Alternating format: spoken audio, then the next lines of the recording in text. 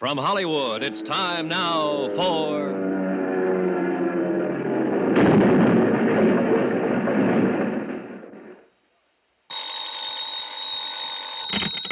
Johnny Dollar. Pete Codley, Johnny. Guaranteed transport. Oh, hiya, Pete. Seen the papers? No, I just got up. Why? What's happened? Air crash, for one thing. Air crash? Where? Mexico. Flight 6, Aztec Caribbean line, Mexico City to Havana. Crashed in the mountains 10 minutes after takeoff. 7 passengers and a crew of 3. Survivors? The way it sounds, none. Oh, tough. How do you come into it, Pete? We underwrite a company that handles flight insurance down there. 3 of the passengers bought policies at the airport. We're stuck for $75,000. This is a nice time of the year in Mexico, Johnny. What do you want me to do? Find out why it crashed? No, I know why it crashed. Somebody meant for it to. What do you mean? That plane blew up in midair. I'll get you a reservation.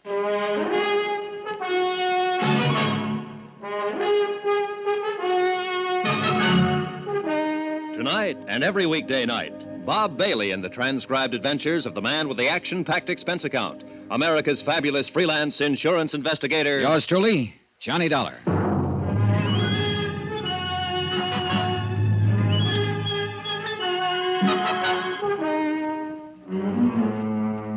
Expense account submitted by Special Investigator Johnny Dollar to the Home Office Guaranteed Transport Insurance Company, Hartford, Connecticut. The following is an accounting of expenditures during my investigation of the Flight 6 matter. Item 1, $173.20, airline fare and incidentals, Hartford, Connecticut to Mexico City.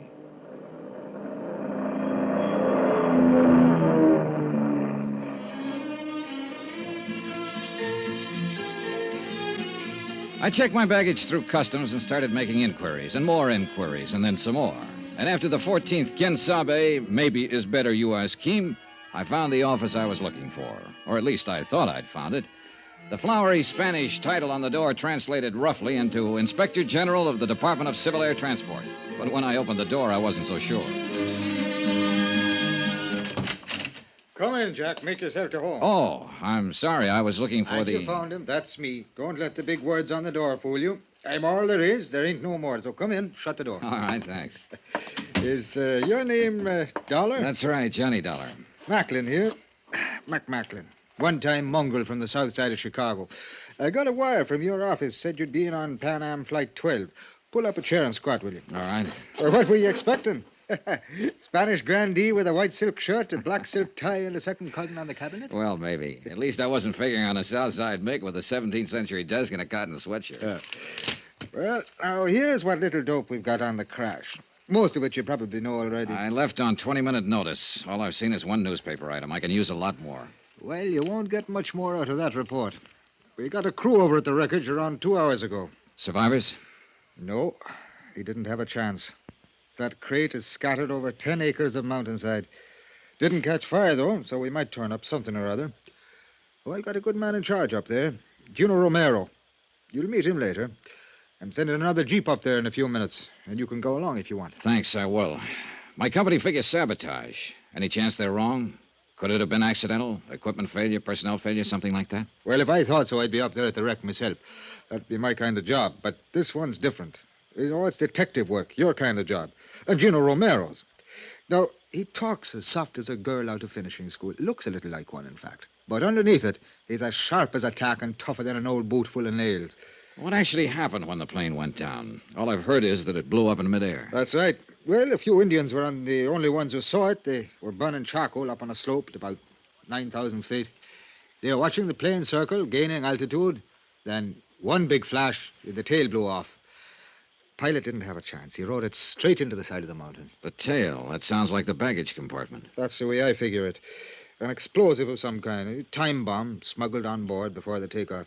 I'm covering that angle from this end. I'm rounding up every one of the baggage gang, the maintenance crew, anybody who had a chance to get near that plane before it left the field out there. And what have you found out? Well, so far, nothing. We're trying to check back, too, on the individual passengers, the plane crew, trying to find out who might benefit by having any one of them dead. Well, I guess that'll be your angle, too. Yeah, at least as far as insurance is concerned. Well, there were 3 flight policies issued, and the names are in the reports here. Yeah, I know. I've got them. The Home Office gave them to me, along with the names of the beneficiaries. I haven't talked to any of them yet. I figured that you know how to go about it better than I would. And there's another possible insurance angle, and that's the cargo. You know if there was anything valuable on board? Worth destroying for the insurance, you mean? No, it was done by somebody who deliberately set out to kill one of the 10 people on board that plane. And who didn't mind killing 9 others to get that one. It was premeditated, cold-blooded. Now, you get him, Johnny. Get him for me, and then just leave me alone with him for about... Come in. One of you is Senor McLean, Inspector General del Departamento Yes, Civil. that's me. What can I do for you, Jack? They will not give to me any information, Senor McLean. Not the police, nor the airline office, nor Oh, any. who are you, and what information do you want? I am Ramon de Lagos, Senor, and I am here... De Lagos? Wait a minute. That's the name of one of the... Yes. Look, are you related to Maria de Lagos? My wife. She was on the plane. Now tell me, please, what news do you have? Have you reached the scene of the crash? Yes, we have. 2 hours ago. And what did you... Is there any chance... I'm sorry, there were no survivors. No. Oh, no. I'm sorry, Senor de Lagos. It is too terrible. I didn't know you were here in the city, or I'd have let you know right away. I sent word to your office in Havana. I have been here for 6 weeks. Maria came for a visit only a few days ago. Now... I know, it's a rough deal. I am sorry. Oh, this is Johnny Dollar from the States. Senor. Later, sir. He's here to investigate the cause of this thing. What is the use, Senor? It will not return life to the dead. No, but I don't like to see a murderer get away with it. A murderer? Then the rumors are true. The plane was destroyed deliberately. It is hard to believe that anyone would... Senor McLean, what arrangements are being made? The bodies will be brought down to the Federal District Hospital, and I'll see that you're notified. Gracias, Senor. No, let's see. I believe your wife's brother, Don Serrano, is staying at the Hotel Regis. Yes, he is, but I am at the Monte Casino. Don Serrano and I are not friendly. I see. All right, senor, then I'll contact you at the Monte Casino as soon as I have word. You are very kind. And again, I'm sorry. Yes, that is all one can say. Adios, senores. Know anything about him, Mac? Well, only what his wife filled out on the flight form. He's Cuban, residence and business address, Havana, in the export game. And you know, of course, that his wife was one of the 3 people who took out accident policies. But naming her brother, Don Serrano, as beneficiary. I wonder why. Well, that's one of the 6 dozen questions you can ask when you start prowling. Look, I hate to rush you, Johnny, but I ought to start that jeep up the mountain. I'm ready anytime. I'll let Gino know you're coming. And you check with me if you want anything. You'll have full cooperation from the federal police and the government. And to repeat just one thing, Johnny. Yeah, I know. Whoever did it, get him. Check.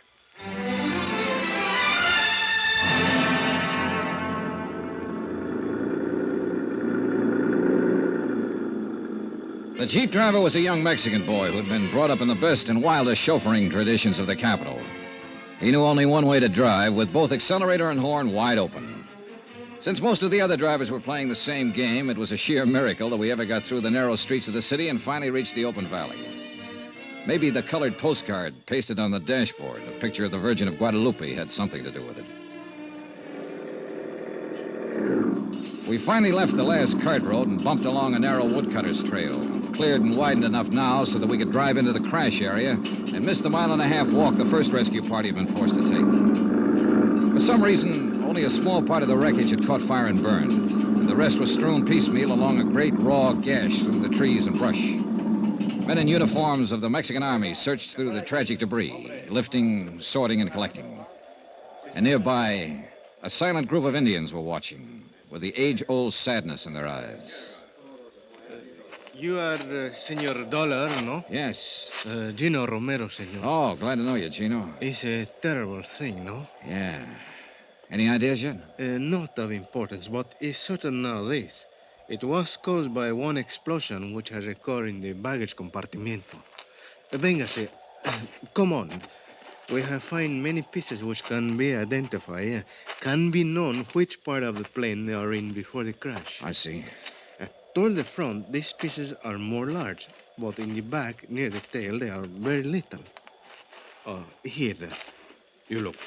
These are pieces of the baggage, muy pequeño, very tiny. Oh, yeah. The crash itself wouldn't have done this. It had to be an explosion. Seguro.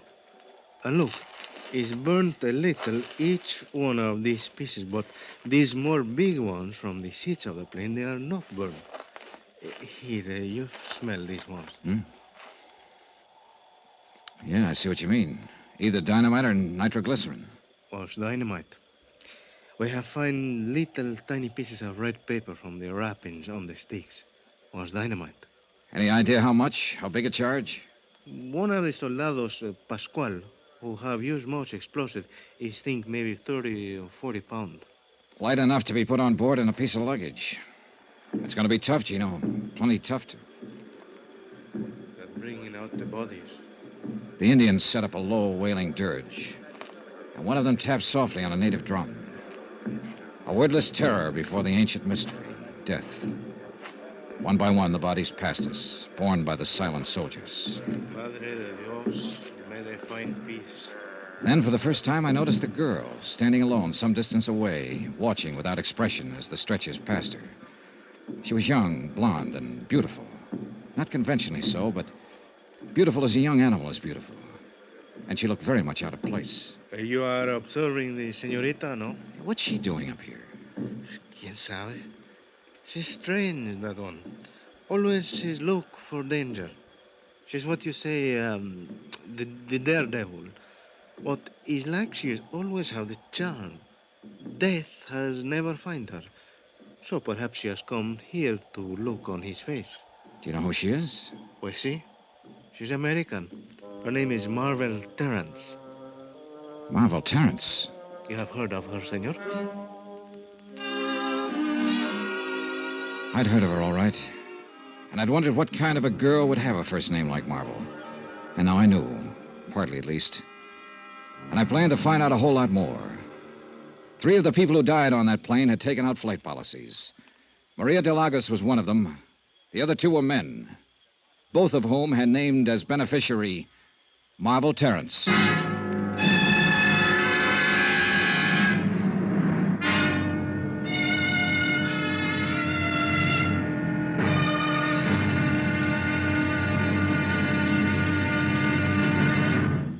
Now, here's our star to tell you about tomorrow's intriguing episode of this week's story. Tomorrow, a fighting girl and a lucky break.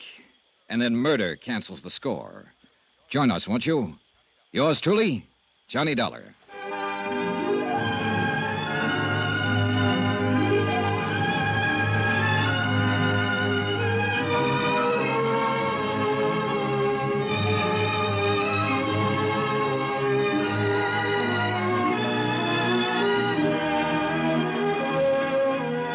Yours truly, Johnny Dollar, starring Bob Bailey, is transcribed in Hollywood.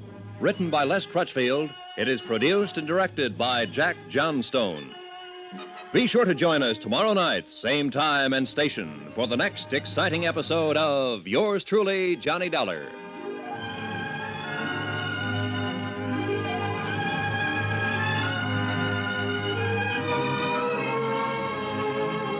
This is Roy Rowan speaking.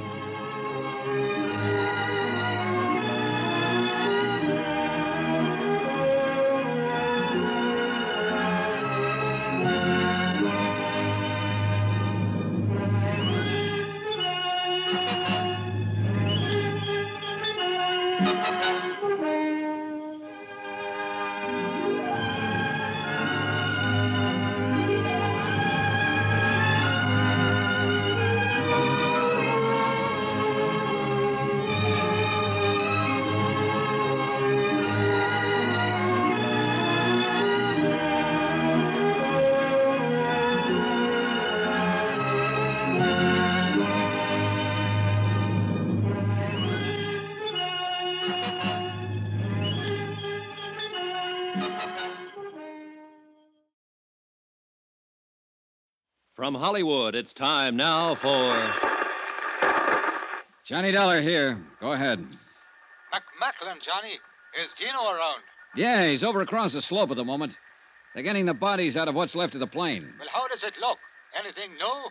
Nothing we hadn't already guessed. It was an explosion, all right. Dynamite in the baggage compartment.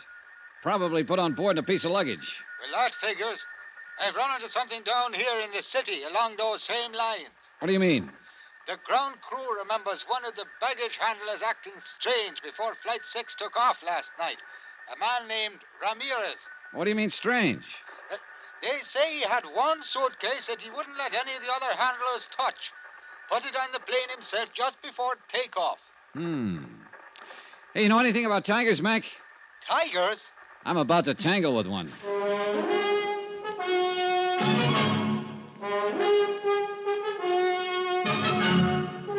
Tonight and every weekday night, Bob Bailey in the transcribed adventures of the man with the action-packed expense account, America's fabulous freelance insurance investigator. Yours truly, Johnny Dollar.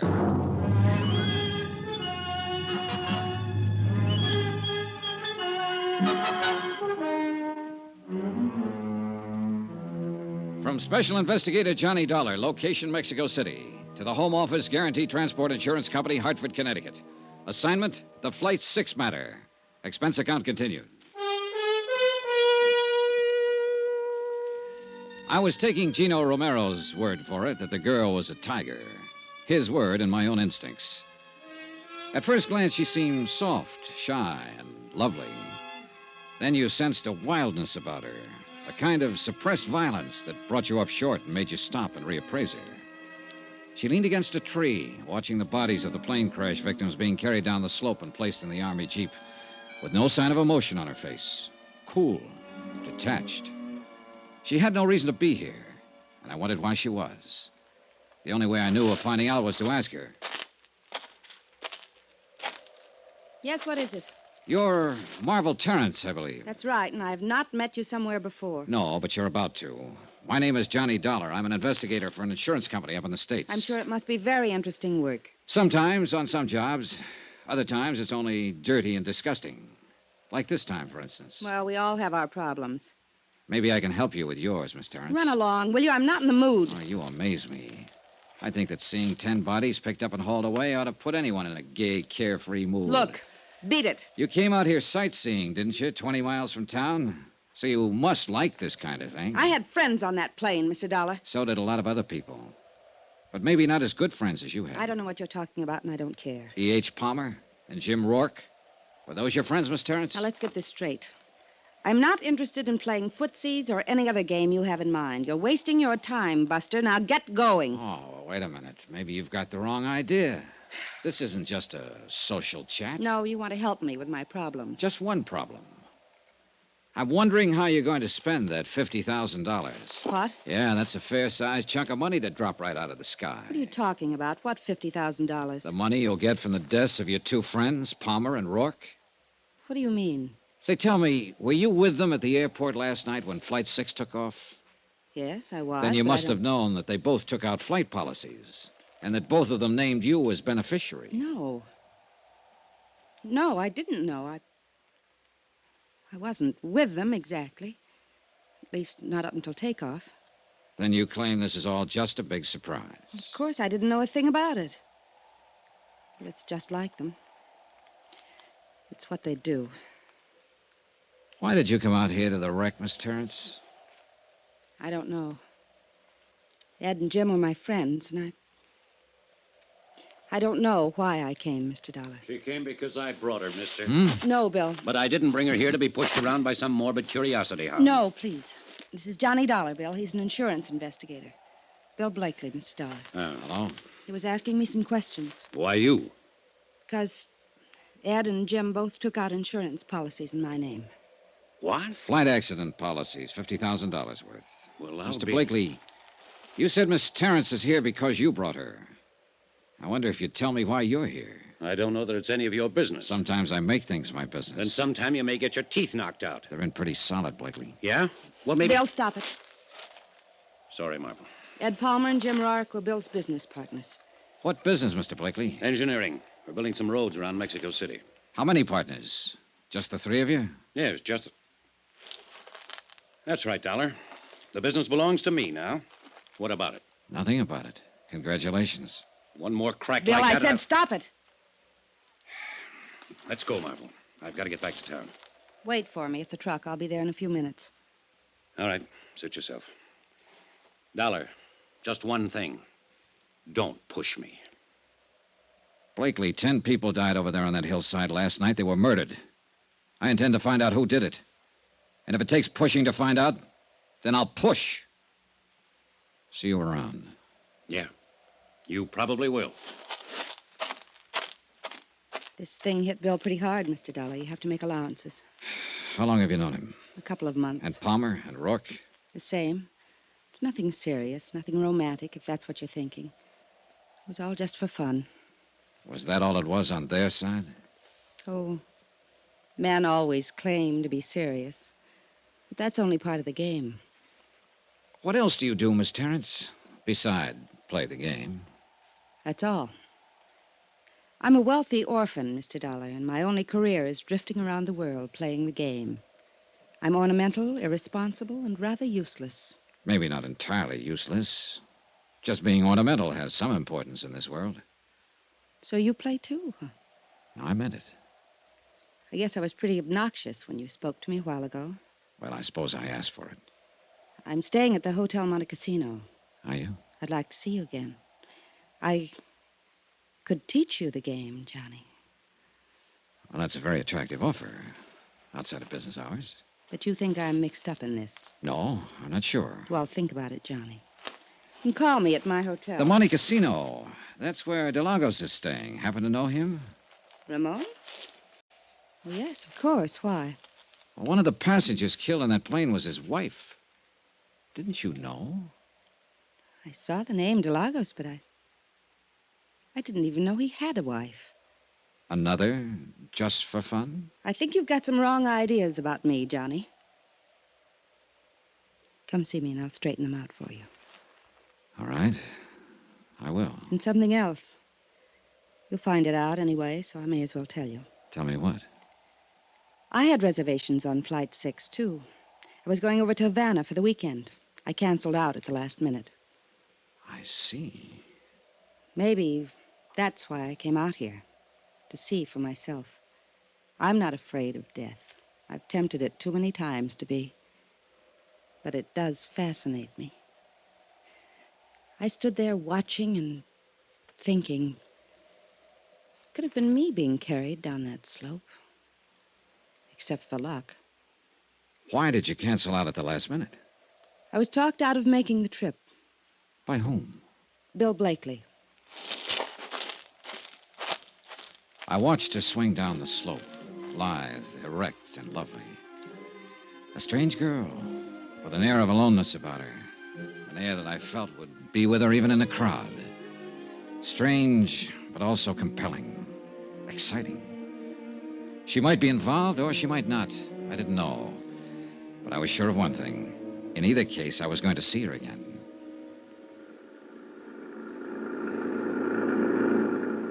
An hour later, Chino Romero and I were heading back toward the city in the government jeep, leaving behind us the wrecked plane, the crushed trees, and the lonely slope on the mountain. You have found the young lady of interest, senor? Yeah, I found her of interest. Always she's doing the crazy things. Daredevil, flirting with the eyes, looking for danger. Playing the game, she calls it. Si, senor. Playing the game. Qué lástima. It is too sad that 10 persons are not be playing the game now anymore. Oh, it's all right, Chino. I'm not that much under her spell. ¿Qué dice? If she's guilty in any way, I'll pin it on her just as quick as the next one. Oh, but I did It's not all right, mean that... forget it. No, I do not think she's guilty. It is not a thing she would do, and she does not need the money. She's very rich. Do you know that? Everybody says so. Well, that's what I mean. It's worth checking into. Es posible, but I still do not think she would do such a thing. It is too terrible. And she's too beautiful. Maybe I ought to give you the advice, Chino. Before the beauty of a woman, senor, we are all as brothers, like Senor Blakely. I see he will look very disturbed. Yeah, he did get a little hot under the collar. What do you know about him, Chino? Almost nothing.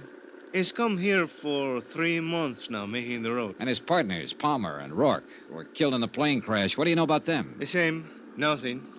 They all arrive together. Always they work together, play together. Then along came Marvel Terrence. True. They were all rivals for the senorita. And there is one thing. What's that? They have the building for the machinery outside the city, the warehouse, you call it. What about it? In this warehouse, they keep much dynamite.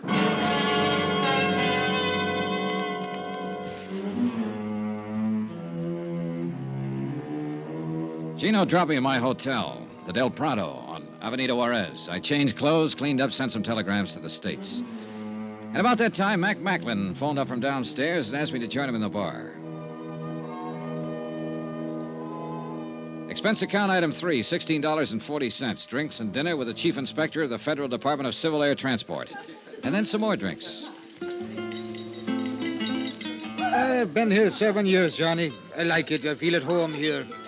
I like the people and their way of life. But it'd still be good to see old Shy again. The snow piling up along the loop, and the wind ripping in off the lake.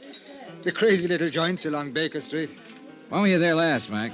1932. Oh, then you're about due. Well, why don't you take a couple of weeks and fly up there? No. Too much water under the bridge, Johnny. Too many little wars here and there in the world since 32. And too often McMacklin was flying in them, on one side or the other. Oh, what of it? Well, you know, Uncle Sam frowns on that kind of thing, Johnny, so we've got a sort of an understanding. I stay the heck away, and he forgets about me. I see. I've got no complaints, actually. I'm doing all right here, but sometimes I sure do get homesick for the old town. Of course, it's probably changed so much that Oh, yeah, yes. Con permiso de telephone, Senor Macklin. Oh, thanks. I plug it in. Hello, yeah? What? All right. Well, have you told the federal police? Yeah, I'll be here for a while. Adios. Well, we just lost our best angle, Johnny. What do you mean? That baggage handler, the one I figured slipped the dynamite on board the plane. The boys just now located him. His throat has been cut.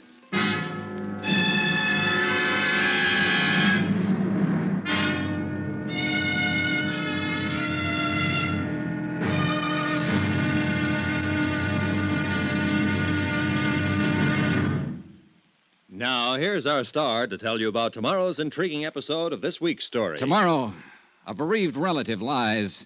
A frustrated lover comes up fighting. And a lovely lady in the case just vanishes. Join us, won't you? Yours truly, Johnny Dollar.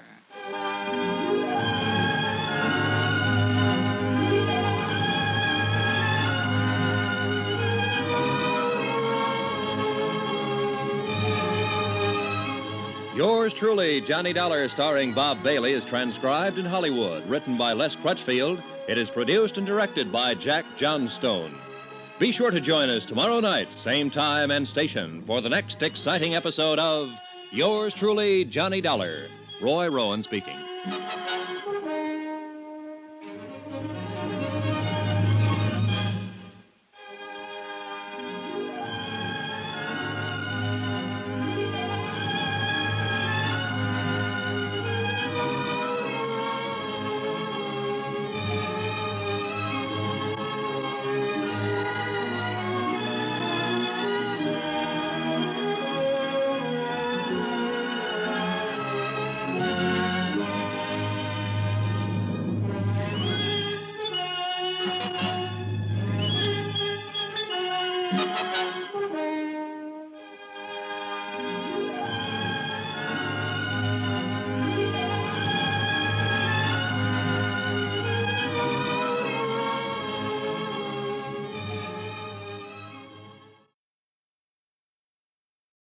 From Hollywood, it's time now for Johnny Dollar. This is Don Serrano de Almeida y Pico. Oh? We have not met, Senor Dollar. No, all right. I've been sure to remember the name. Don Serrano. Oh, wait a minute. You're Maria Delago's brother. That is correct. I was planning to call on you this morning, Don Serrano. Well, that will not be necessary, Senor, since I am taking the liberty of calling on you. I am downstairs in your hotel at this moment. Oh, I see. I believe I may be able to cast some light on the unfortunate tragedy which overtook my poor sister and the other passengers of that ill-fated airplane. Do you know something that hasn't come out? Rather a great deal, Senor. I know the crash which resulted in the deaths of 10 innocent people was the evil work of a diabolical maniac. Yes, well... A product of the warped mind of a scheming, worthless, unspeakable dog, a sneaking, money-hungry snake, a scurrilous, unprincipled... Don Serrano. Si, Senor. Come on up.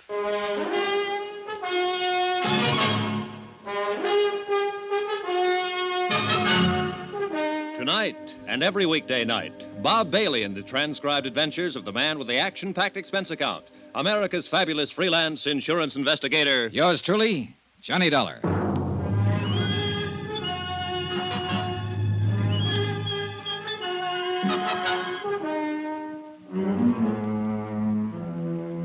From Special Investigator Johnny Dollar, location Mexico City, to the Home Office Guaranty Transport Insurance Company, Hartford, Connecticut. Assignment, the Flight 6 matter. Expense account continued. Item 5, $3.90, room service. Breakfast for myself and a pot of coffee for my visitor, Don Serrano de Almeida y Pico, I think. He was a thin, straight man with a small goatee and the face of a hawk. Stiff, formal, unbending. A classy grande type from an old school long out of business. And a man of much suppressed violence and hate. Once upon a time, senor, there existed a gentleman's code for the settlement of such matters as this. The duello, as it was called. But we are living now in lesser and more decadent times. A man is no longer permitted to kill his enemies. He must suffer interference by the police, the Civil Air Transport Department, the government. And even special investigators from the States, huh? Is that what you mean? I was not speaking personally, Senor Dollar. You are as much a victim of the times as I am. Well, it doesn't seem to be irritating me as much. More coffee, Don Serrano? Gracias, no. Perhaps it is because you have not lost your dearly beloved sister, senor. Oh, maybe. In that, at least, you have my sympathy. But let's get to the point. You've done quite a lot of talking about wanting to kill somebody, but I'm still not too sure who or why or what. It is very simple, senor. Not to me. Suppose we start at the beginning. As you like. But who can ever say what is the beginning of anything? All right, then let's be arbitrary about it. Let's start 3 weeks ago when your sister Maria came here from Havana to join her husband, Ramon de Lagos. I believe you said Ramon had been here for a month at that time on some kind of a business deal. A business deal? Do I look like a fool, senor? Oh, now, let's stick to the point. Women. That is his business, senor. Women with money. Then a week ago, Maria wired you, said she was terribly unhappy, and asked you to come at once. And when you got here, she told you what was the matter. She said Ramon was carrying on with an American girl named Marvel Terrence. A Jezebel, senor. So you took over. You got Maria an airline reservation back to Havana on Flight 6, the one that crashed, and told her you'd handle Ramon. Oh, she was putty in his hands. He lied to her every day since they were married, and she always ended up by believing him. I told her in the beginning he was interested only in her wealth. Which amounts to how much? Oh, much. Even after Ramon's foolish dissipation over the last few years. What happens to her estate now? Half of it she was permitted to dispose of as she wished. She made a will some time ago in favor of Ramon. Against my advice, I may say. What about the other half? Now, that reverts to me, senor. Oh? It is a matter of family tradition. Who managed your sister's estate before Ramon came into the picture? I did, senor. And quite profitably. I did not waste my energies on illicit follies and ludicrous intrigues. All right. Night before last, then, you took Maria to the airport and saw her off on the plane. Si. What was she planning to do when she got back to Havana? Was she going to divorce Ramon? My sister was a very pious woman. May she rest in peace. Her religion would never permit such an act. I see. And, of course, there was the matter of family tradition. Oh, naturally. Did Ramon go to the airport with you? I had not seen Ramon since the night before, nor had Maria. We had quarreled violently over his disgraceful conduct. Did Ramon know that his wife was taking Flight 6? I informed him the night before. Did you or Maria see him at the airport? Oh, no, senor. He was much too clever. He managed to keep out of sight. Then how can you be sure he was there?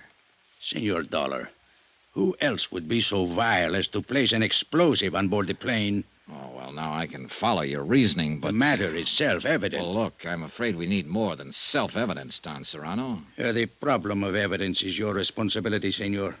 I have told you who committed the deed. No, you've told me who you suspect. Do you doubt my word? Not as far as it goes. Sure you won't have some more coffee? No, gracias. Do you happen to know this girl, Marvel Terrence? By sight, I mean. She has been pointed out to me. Mm-hmm. Did you see her at the airport? Si, I did. I was under the impression she was going to leave on the plane, But after it departed, she was still in the terminal. Did you notice her talking to anyone before the takeoff? Yes, to some American, I believe. Red hair, stocky build, about 35? See, he would fit that description. Blakely. Did you see her talking to anyone else? Any of the baggage handlers or the ground crew? I'm afraid I did not notice. Is it important? It could be. Well, thanks for your information, Don Serrano. My only concern is to see justice done. I'm sure it will be. And now suppose we take a look at what you didn't tell me. Senor? The fact that Maria took out a flight accident policy for $25,000 and named you as her beneficiary. Well, I considered it a mere whim of my sister's. But the way things turned out, it was a pretty valuable whim, wasn't it, Don Serrano? For you, I mean. Senor, are you implying... I'm implying that Ramon wasn't the only one with a motive. Wasn't the only one who'll profit by Maria's death. You'll do pretty well yourself. Half her estate and $25,000 cash. That's not a bad deal. I should kill you for such an insult. You'd like to, wouldn't you? You're very big on this killing business. That's how you planned to handle things with Ramon, wasn't it, as soon as Maria went back to Havana? It is only what he deserves. And now you're trying to use me to do it. That's why you came here. You don't care about justice. All you want to do is get Ramon. He is guilty. If he is, Don Serrano, I'll find it out and I'll pin it on him. But if he isn't, I'm not going to be pushed into framing him. So you can take these dirty, underhanded insinuations of yours and you can... Get out, Don Serrano. Expense account item 6, $12.60. Taxi fares in and around Mexico City. I checked with the federal police first. They had their best men working on the murder of the baggage handler at the airport. And so far, they'd turned up nothing. They didn't have a single lead. I went through their files on the other 7 people who died on the plane. Nothing. The 2 pilots and the stewardess were Cuban and apparently had no close friends or enemies in Mexico City. 2 of the passengers were Brazilians and were only traveling through en route from the States. And as far as the other 2 were concerned, there seemed to be no motive. So it came right back again to the 3 I was already working on. Maria de Lagos and the 2 business partners, Ed Palmer and Jim Rourke. The 3 people who'd bought flight insurance policies. And that left me with 4 possible suspects. Ramon de Lagos, Maria's husband, Don Serrano, her brother, Marvel Terrence, and Bill Blakely, the partner of Palmer and Rourke. I checked with Inspector Mocklin, but he'd made no progress. With Gina Romero, no progress. I tried to reach Blakely, but he hadn't shown up at his office. I phoned Marvel Terrence and got a reluctant agreement from her to meet me for lunch. I waited for her at the Vendome for an hour. She didn't show up. Finally, at 1 o'clock, I went to her hotel. Oiga, mozo, traiga el equipaje del cuarto número 85. Ahorita vaya. Ándale, pues.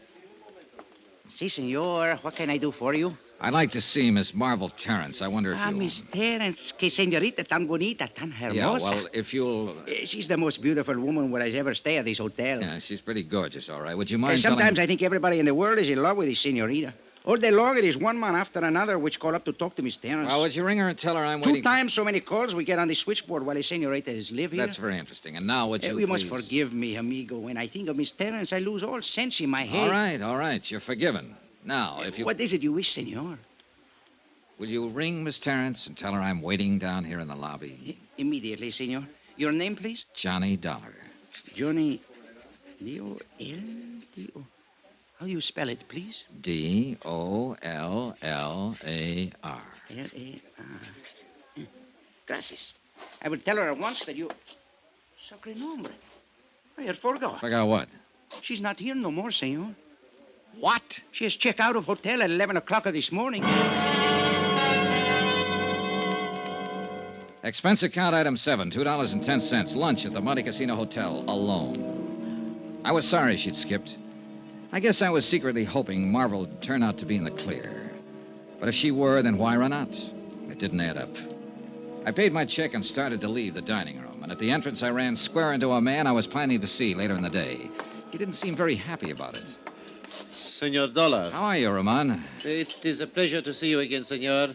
And I'd now, like to if talk will to you a excuse couple of me. minutes. Come on, let's step into the bar. But I have a most important engagement, senor. Oh, this is important, too.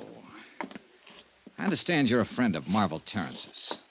See, it is my honor and pleasure. Well, she's checked out of the hotel here. Do you know where she went? Oh, senor, I do not discuss the private affairs of my friends. Oh, knock it off, Ramon. This isn't a tea party. 10 people have been murdered by an explosion aboard a plane. One of them was your wife, remember? I cannot help you. I know nothing of Miss Terence's plans. And now, I if talked you to your will brother-in-law this morning, Ramon, Don Serrano. He tells me you're the one who put the explosive on board the What? plane. It is a lie. He seemed pretty certain of it. He tells me you stand to inherit half of your wife's estate. Then he is better informed as to the details of the matter than I am. I do not know what happens to the estate, senor. He seems to think you wanted to get your wife out of the way in order to have a free hand with Miss Terence. Don Serrano, as you may have noticed, is a bigoted and jealous old fool who thinks only of money. He knows better than that. What do you mean? Maria was different from the women of your country, senor. She understood such matters as my friendship with Miss Terence. And accepted them? Except such times as Don Serrano goaded her into being foolish, yes. It is a difference of the Latin temperament, senor. I see. Then there was no trouble between you and Maria. None of importance. The trouble was Don Serrano. He has hated me from the day of our marriage, because from that moment on, he no longer had any control over Maria's fortune. If you wish to discuss this further, senor, I will be happy to do so later, but I must leave now. Con su permiso. I watched him hurry out of the hotel. I had no real reason to stop him and no authority to. On sudden impulse, I crossed the lobby to the public phones, called the Hotel Regis, and asked for Don Serrano de Almeida y Pico. Don Serrano had checked out. No forwarding address. I called the Del Prado and asked for Bill Blakely. Mr. Blakely had checked out. No forwarding address. I left the phone booth and hurried back to the desk. The clerk was very sorry. Ramon de Lagos had checked out earlier in the day. No forwarding address.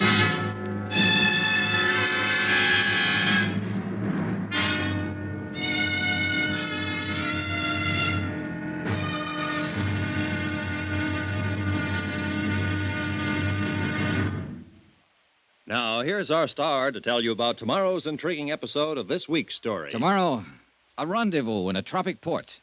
And a lot of things come together. Things like romance, desire, and death. Join us, won't you? Yours truly, Johnny Dollar.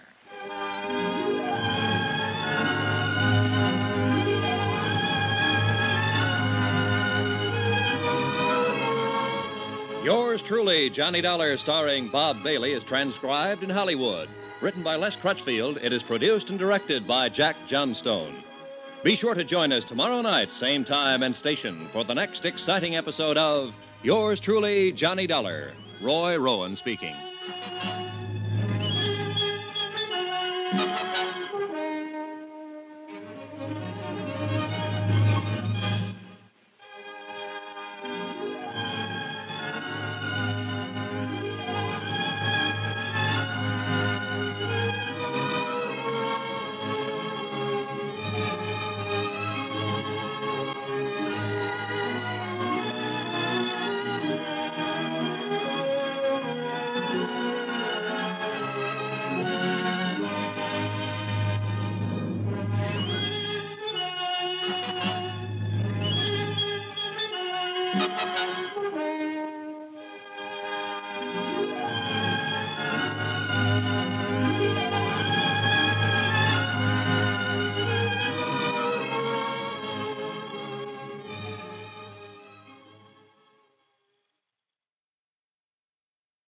From Hollywood, it's time now for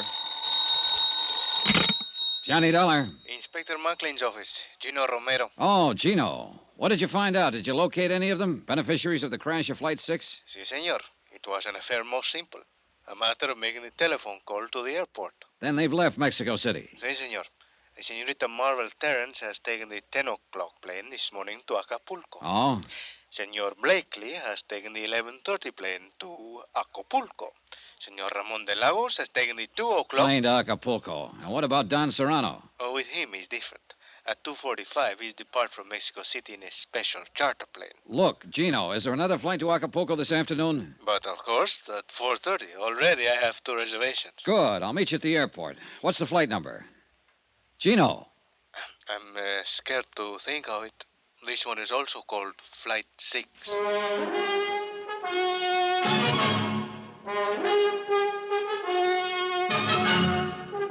Tonight and every weekday night, Bob Bailey in the transcribed adventures of the man with the action-packed expense account, America's fabulous freelance insurance investigator. Yours truly, Johnny Dollar.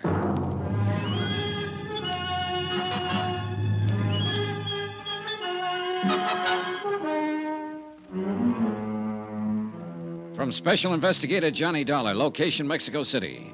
To the Home Office, Guaranty Transport Insurance Company, Hartford, Connecticut. Assignment, the Flight 6 matter. Expense account continued. Item 9, $63.45. Incidentals in Mexico City and plane fare to Acapulco. One more of the sharp contrasts of Mexico. We left the stiff formality of the city behind us, the cool, thin air of the high plateau, and 50 minutes later, we stepped off the plane and into the steaming heat of the tropics.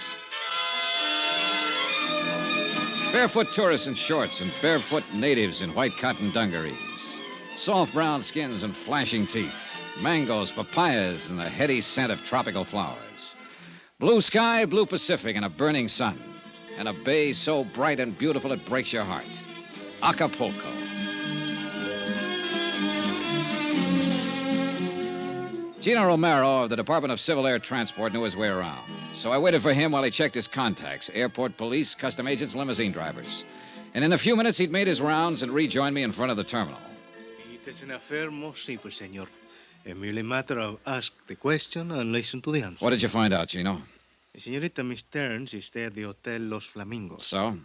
Senor Blakely is also stay there. Ramon de Lagos is go to the Hotel Caleta. And Don Serrano is stay at the Club de Pesca. So you see? Yeah, I see. All right, Gino, let's get going. And where we are going is to the... We'll put up at the Los Flamingos. That is what I expect. Oh, she's very beautiful, senor. True, but there are even better reasons for staying there. ¿Qué dice? Well, in some way, I'm not yet sure how. I think this whole thing centers right around Marble Terrace.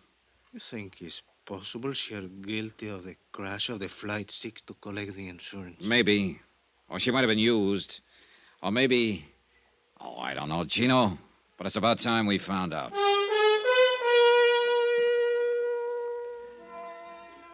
Expense account, item 10, $1.50. Limousine fare from the airport to the hotel. The Flamingos is built on a point near the far end of the peninsula, set on a headland high above the white smother of surf below. And there, just before dusk, with the western sky a yellow blaze of glory beyond the far rim of the Pacific, I found her. She was sitting on the open terrace by the edge of the cliff. And once again, she was alone. Sit down, Johnny. Thanks.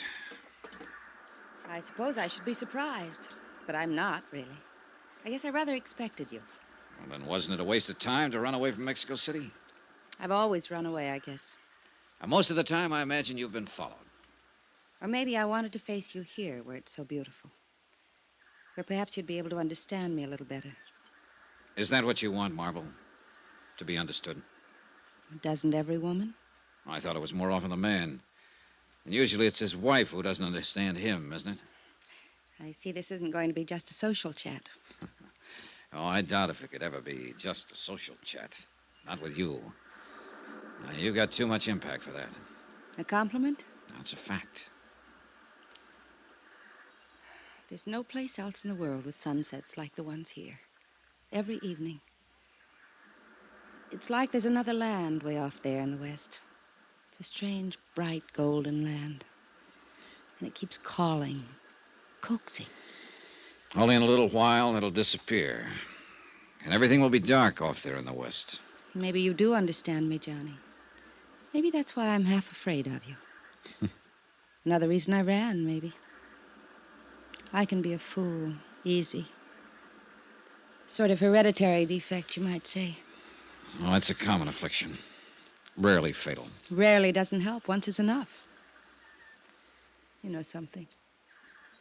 When I die, I want to be buried up there in the middle of a sunset.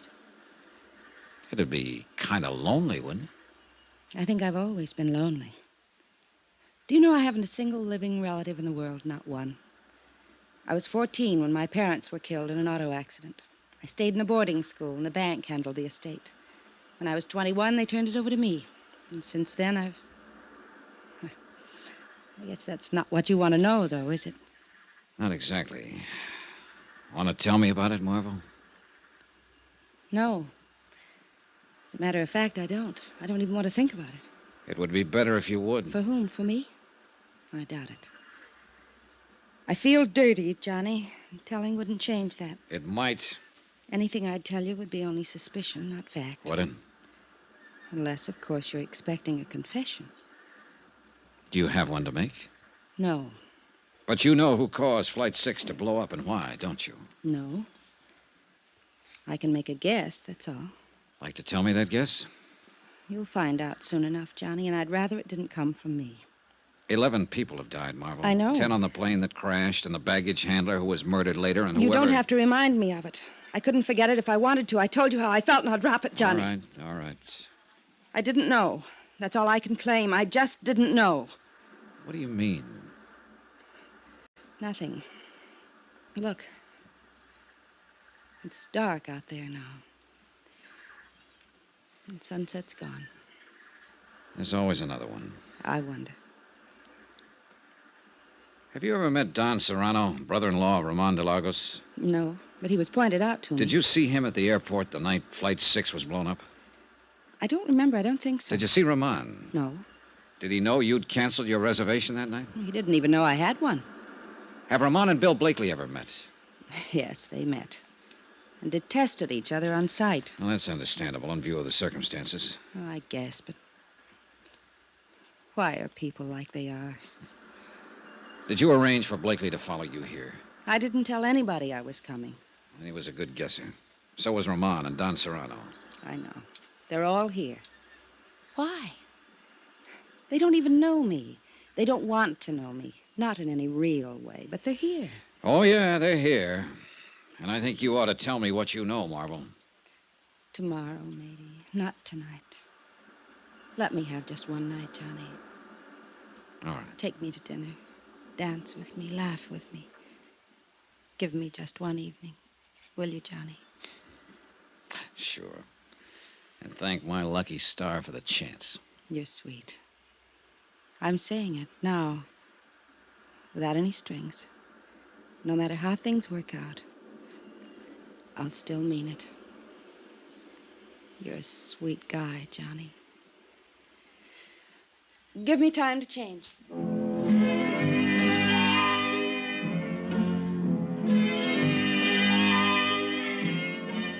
I went to my room and made 2 phone calls while I waited for her. The operator at the Club de Pesca informed me that Don Serrano was not in. The clerk at the Hotel Caleta said the same thing about Ramon de Lagos. I didn't leave my name with either of them. Bill Blakely was staying in room 23, a few doors on down the terrace, so I decided to go have a talk with him before I went out to dinner with Marvel Terrence. But as it happened, I didn't have to go to that much trouble. Yeah, who is it? Blakely, I'd like to talk to you. Come on in. Do you always cover your visitors with a gun? Only when I spot them listening outside my door. I don't know I what saw you're... your shadow against the shutter there. You've been standing outside for the last 5 minutes, Blakely. You listened to me make a couple of phone calls. Did you learn anything you wanted to know? Dollar, suppose you were suspected of sabotaging an airliner and killing 10 people. Wouldn't you want to know what kind of a case was being built up against you? What makes you think you're under suspicion, Blakely? I know I am. Ed Palmer and Jim Rourke were my partners. When they died on that plane, I became sole owner of the firm. There's the motive. I've got a warehouse full of dynamite in Mexico City. There's the method. I can go even farther than that. What do you mean? You mentioned one motive. Why didn't you mention the other one? What other one? Marvel Terrence. That crash not only eliminated a pair of business partners, it wiped out a couple of rivals. Just one thing wrong with that, Dollar. Marvel had a reservation on that plane herself. She only decided at the last minute not to go. I wouldn't have been gaining much if I'd killed her along with my rivals, as you call them. Uh-huh. Maybe that's why you cornered her at the airport and argued her out of going. Yes, I did talk her out of the trip. But not because I'd planted an explosive on board. How do you feel about her, Blakely? I'd give my left arm. It wouldn't do any good. I'm just not the guy. I never have been and never will be. Maybe you are. She says she's having dinner with you tonight. That's right. She is. How do you feel about her, Dollar? I don't know. Expense account item 11, $26.40. Taxis, dinner, drinks, and dancing for 2. The Copacabana with its blue lights and the surf right at your feet and a million stars low enough to touch. The warm water of the bay lapping softly at the pilings. The Las Americas, the Casablanca. Music, champagne, and the tropic night. And then finally, much later. Good night, Johnny, and thank you. Tonight, for the first time I can remember, I wasn't alone. And then, only an hour afterward, I was wakened out of a sound sleep. Senor Dollar. Right with you, Gino. What was it? It's a senorita, I think. She's on number 8. Come on. But she wasn't in number 8. Her door was standing open and the room was empty. We searched the terrace out toward the edge of the cliff where I talked with her at sunset. We saw the broken section of railing and found one of her slippers and a pack of her cigarettes lying nearby. In pitch darkness, we slid and scrambled down the steep path to the beach. And there by the edge of the surf, we found her. The warm foam reached out for her, as though to carry her away, to that last sunset she'd loved so much. She looked very beautiful, but very much alone. As alone and as lonely as death.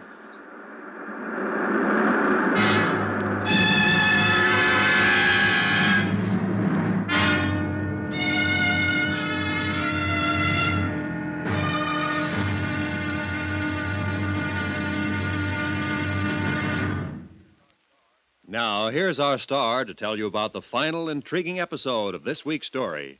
Tomorrow, a desperate killer is cornered and strikes back in a deadly counterattack. Final showdown. Join us, won't you? Yours truly, Johnny Dollar.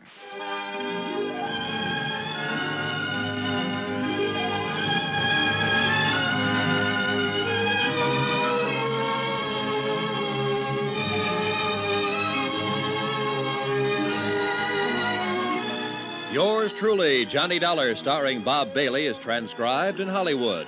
Written by Les Crutchfield, it is produced and directed by Jack Johnstone.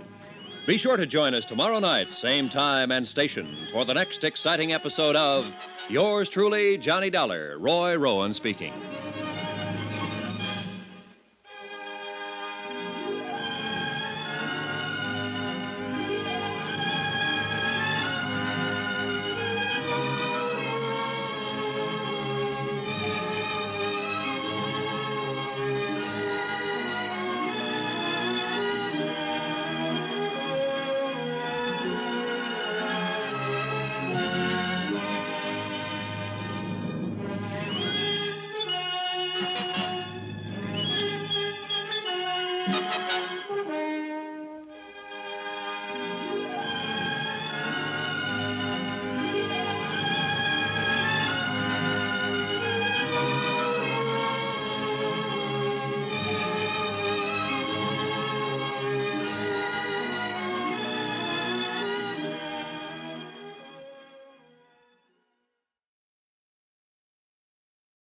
From Hollywood, it's time now for Johnny Dollar. Here is your call to Mexico City, senor. Oh, thanks. Hello? Macklin, Department of Civil Air Transport. Hi, Mac. Dollar, what have you learned in Acapulco? Not very much, I'm afraid.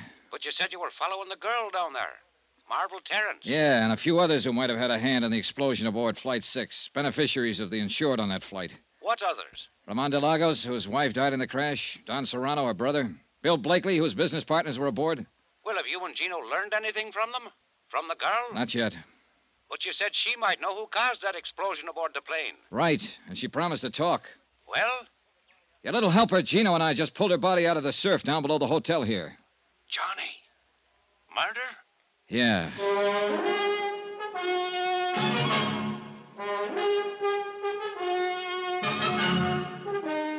Tonight and every weekday night, Bob Bailey in the transcribed adventures of the man with the action-packed expense account, America's fabulous freelance insurance investigator. Yours truly, Johnny Dollar.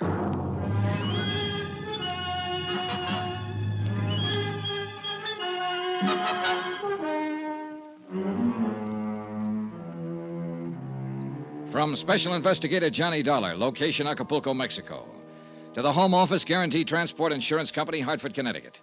Assignment, the Flight 6 matter. Expense account, final page.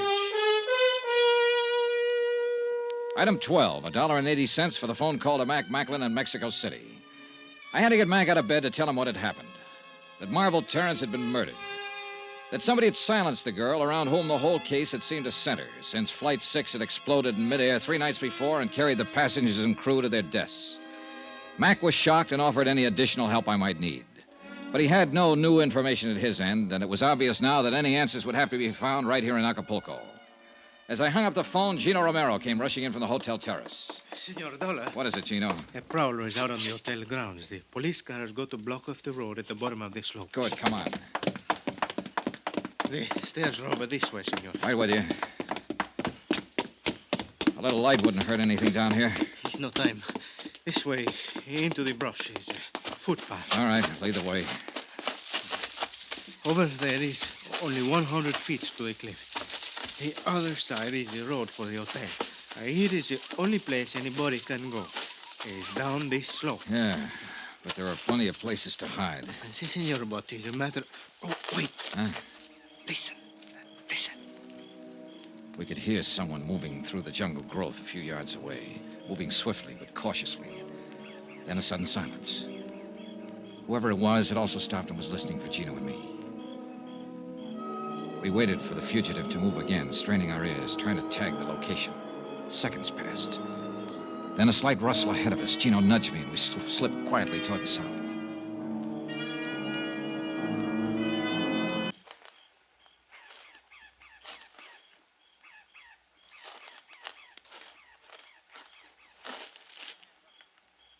Get your hands up. Well. Buenas noches, Senor Dollar. You seem to be quite a night owl, Don Serrano. Not ordinarily, Senor. The circumstances which place me in this rather awkward position are not usual ones, I assure you. You were up there prowling around the hotel. Why? I was looking for my unmentionable brother-in-law. Ramon de Lagos? Why? What made you think he'd be here? I went to his hotel. He was not in his room. I knew he had not been able to see Miss Terrence since she had spent the evening with you. So I assumed he might be waiting for her here, at her hotel. And my assumption has, of course, been proven correct. Did you see him? No, but I heard the police discussing the murder of Miss Terrence. It was obviously Ramon's handiwork. Still after him, huh? My feeling about Ramon is not a secret, Senor. Nor his about you. So why did you go to his hotel? To kill him. Why else? Time was running out, so we took Don Serrano back to the hotel to the police. One very important person hadn't put in an appearance. Gino went down to Bill Blakely's room, knocked on the door, then opened it with a passkey and went in. Blakely wasn't there. We searched the room. The bed has been sleeping, senor. Yeah, I notice. But for how long, that's the question. It's possible he was wake up when the senorita screams before she is killed. He might have been. He must have dressed. His pajamas are there on the floor. I wonder. Quien sabe if it was a quarrel of lovers, the jealousy. He did not like it when the senorita was go with you tonight. I don't think it's that simple, Gino.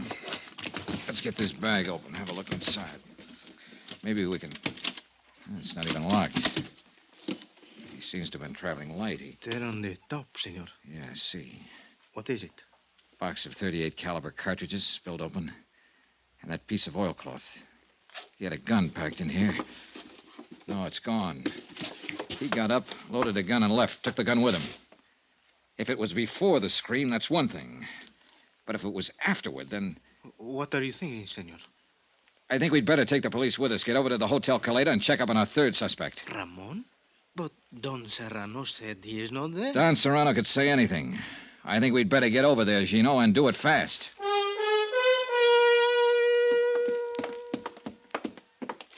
The clerk said room 34. That's the second door down. See. Let's go.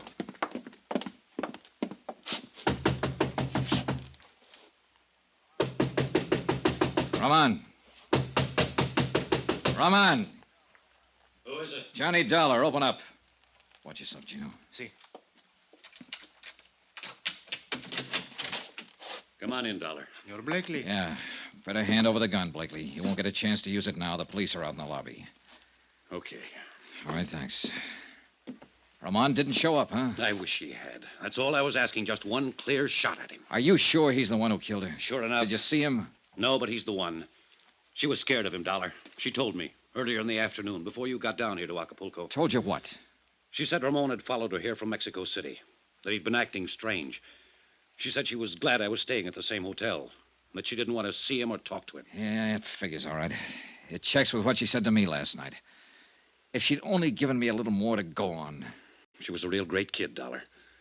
The greatest as far as I was concerned. Yeah. As soon as I realized what had happened, I loaded my gun and came here to wait for him. I figured he'd try to get back to his room. But he didn't show. It's too bad. She was a real great kid. And I'd have died for her if she asked me to. I loved her. She was the... Mira, ahí está. There he is. Come on, Gino. Si, senor. Ramon had been spotted. He started and entered the hotel, saw the police, turned and ran. He was armed with a pistol. He'd fired a shot at one of the police officers and then jumped over the balustrade and disappeared into the dark curve of Caleta Beach. The police cars quickly threw a cordon along the bayfront street and blocked off both ends of the stretch of shoreline. For the moment, Ramon was trapped somewhere on that beach. He'd tipped his hand now, and he was desperate and dangerous, and he had a gun. Gino and I went out on the beach after him. There's many places to hide here. Not for long. They'll have some more police here within a few minutes. Come on. It's maybe better we wait, senor. I do not think Ramon is planned to be taken alive. I can still see that girl, Gino, lying at the foot of the cliff. Si, senor. I remember. Spirit. What is it? There by the water is... No, I am wrong, senor. It's only a boat pulled up on the sand. Yeah, it's a paddle boat. Well, I think it's better maybe we separate, senor. I look in the pavilion, the cabañas. You stay close by the water. In this way, we'll have him between us. good idea, Gino. But you've got the rough end of it. Take care of yourself. Si, senor. Well...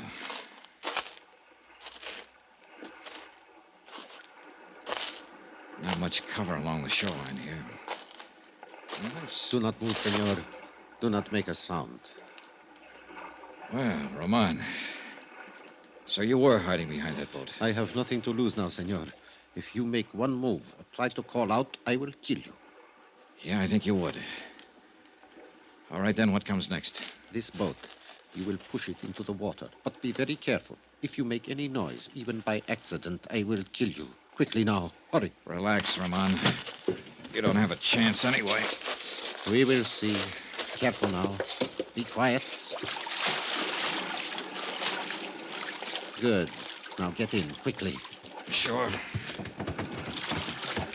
Take the paddle, head out across the bay, and be very quiet, or I will kill you. All right, Roman. You're just wasting your time.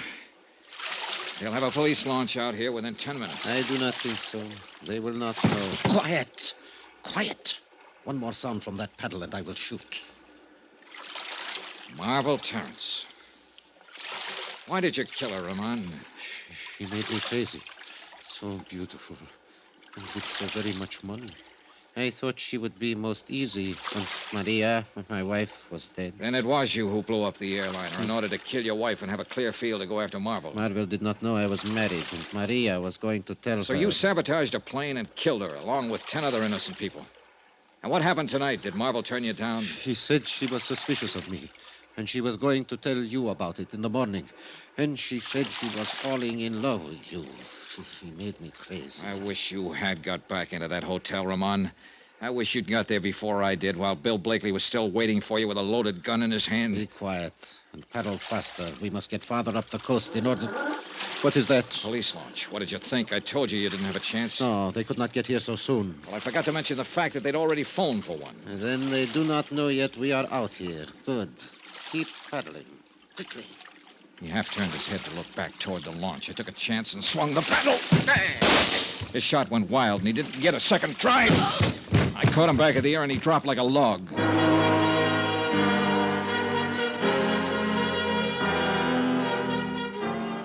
The police located our boat a few minutes later and hauled him over the gunwale and into the launch. And that should have been the end of it. But none of us realized Ramon's insane desperation. He'd only been pretending unconsciousness. On board the launch, he snatched a gun from one of the officers and tried to take over the boat. He didn't have a chance.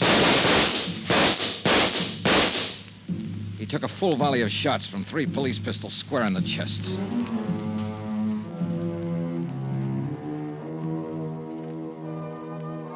Expense account item 13, $312.20. Hotel and incidentals in Acapulco and Mexico City and plane fare back to the States. Expense account total, $608.10. End of expense account, end of report. Remarks? I'll never see another sunset now without thinking of her somewhere out beyond it. I hope she doesn't feel alone anymore. Yours truly, Johnny Dollar.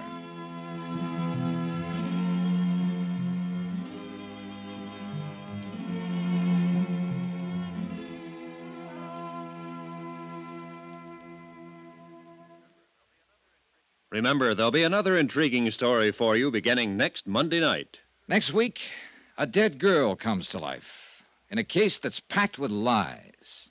Yet every one of them comes true. Join us, won't you?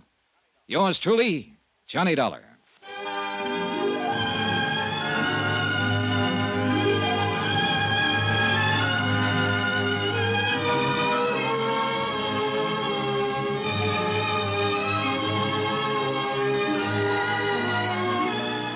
Yours truly, Johnny Dollar, starring Bob Bailey, is transcribed in Hollywood.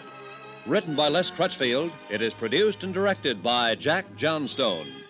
Heard in this week's cast were Virginia Gregg, Ben Wright, Edgar Barrier, Don Diamond, Russ Thorson, and Jack Moyles. Musical supervision by Amerigo Marino. Be sure to join us on Monday night, same time and station, for another exciting story of yours truly, Johnny Dollar. This is Roy Rowan speaking.